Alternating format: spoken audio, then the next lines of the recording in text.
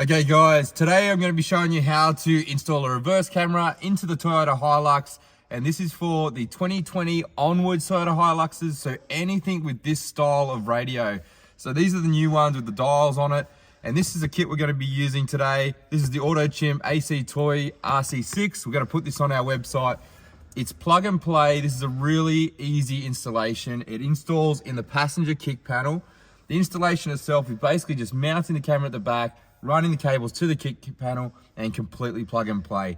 So this is good for all these Hiluxes. Anything that came out with the tray back that didn't come with the camera from factory, it'll suit the Workmate, SR, SR5, Rugged X, any of them. And it doesn't matter if it's auto or manual, it actually fit all the cars. So this car here, as you can see, put it in reverse, hasn't got a camera already. If yours doesn't change to a blank screen, it doesn't matter, it will still work. So anything, any Hilux 2020 onwards with this style screen.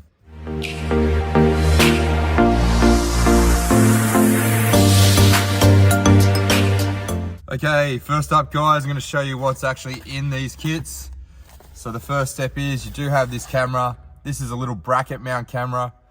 It is an IP67 waterproof and dustproof rated camera with very low lux, so it can work at night with great night vision. Very small, and the beauty of these cameras, they can be mounted this way or this way. They have options to turn reverse lines on and off, but you can also flip the image horizontally and vertically. So that's why you can mount it either on the front of the car or on the back of the car or upside down, whichever way you like. Very cool camera.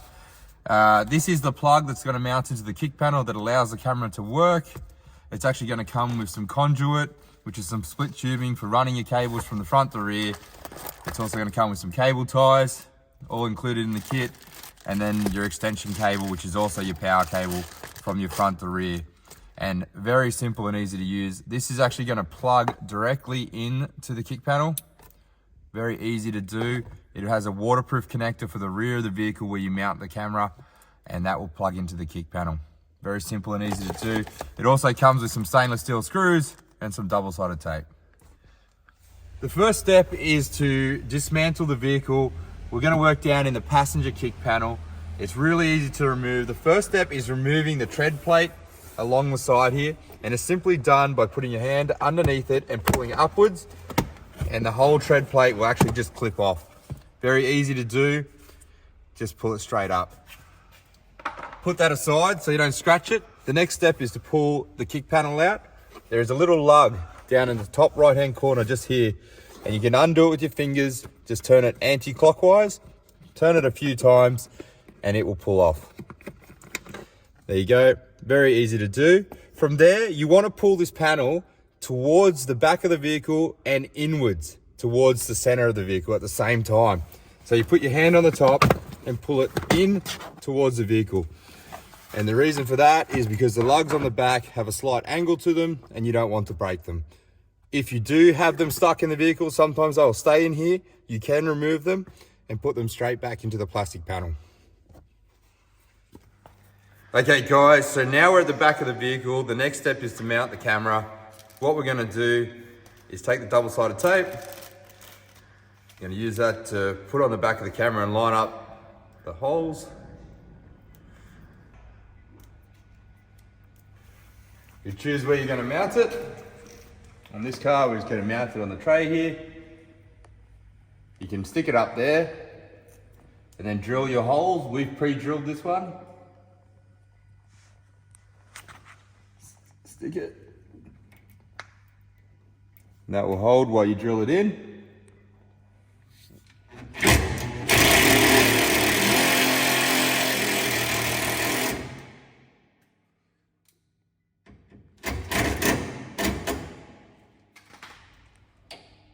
Just adjust your angle so it suits, and that's ready to go. Next step is we're going to take the power cable, which is going to run from the front to rear, and connect it to our camera.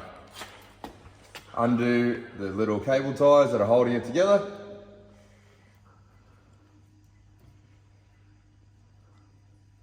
Making that look hard. Now, it's very important when you connect this, you can undo it. There's a waterproof connector, and there is actually little arrows. There's a little arrow here and there's a little arrow on the other side as well.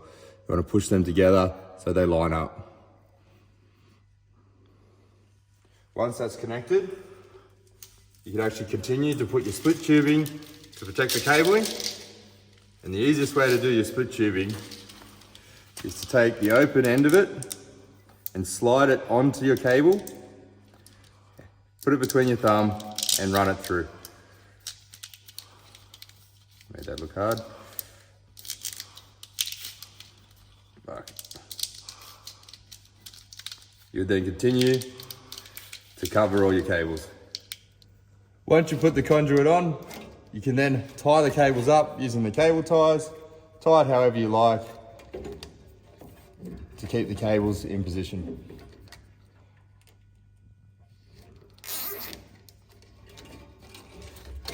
Run the cables along the chassis rail with all your factory looming, cable tie it up, and we run it to the front of the vehicle. We're going to run this to just under the passenger seat, where there'll be a rubber grommet where we can go into the cabin.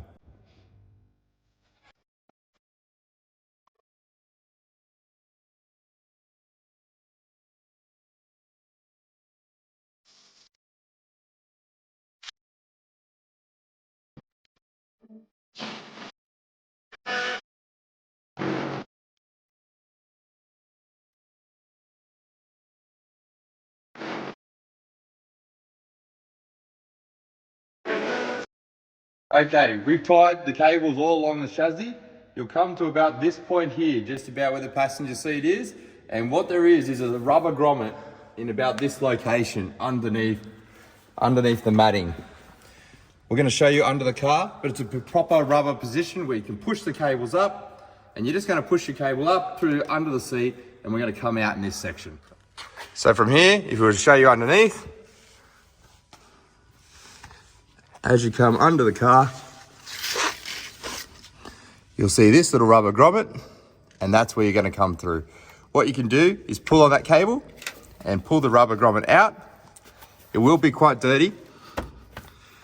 So once the rubber grommet's out, what you can do is cut a small little slit in the rubber grommet and push your cables through.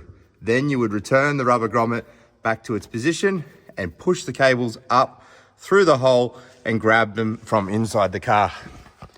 So you would come up here, and underneath the seat, you'll find the cables will come up through this position here. So what we're going to do, you can actually pull these clips open. They pull open like this, lift the carpet up, and you'll be able to get the cable from underneath. Put your hand under,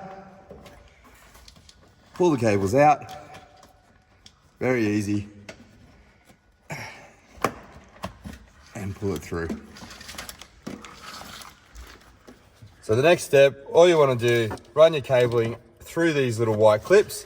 You can do what we just did, where you pull them up and open them, put your cabling underneath, push them back down. This will hold all your cables in the right position. From there, what we're going to connect to is this plug here in the passenger kick panel. Has a little locking tab on top. This one has been butchered or has been worked on because someone's put reverse trailer plugs and other things because it's a mining vehicle. You're going to unplug that one, take our T-harness, plug it in, return the factory plug to the other side of the T-harness. Then you'll have two connectors.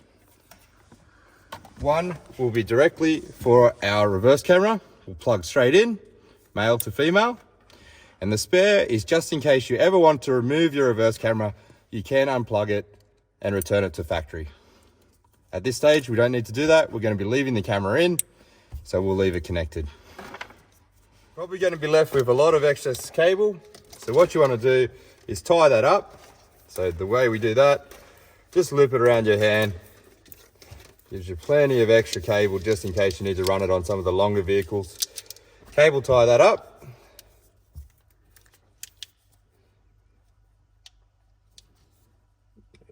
There we go. Cut the tag off. And then you can hide it behind the paneling, whatever you need to do. There is actually plenty of room down behind underneath, and then we'll put the paneling back on. Next step is to return the paneling. You want to ensure you don't have any cables in the way. All your cables are neatly tucked underneath, out of the way. So when you put your paneling on, you reverse the way you took it off. You want to ensure the back side actually locates into the bolt hole and clips in. Nice and neat. Take the little lug, it will just press on nice and neat, should be nice and tight. Final step, take the tread plate.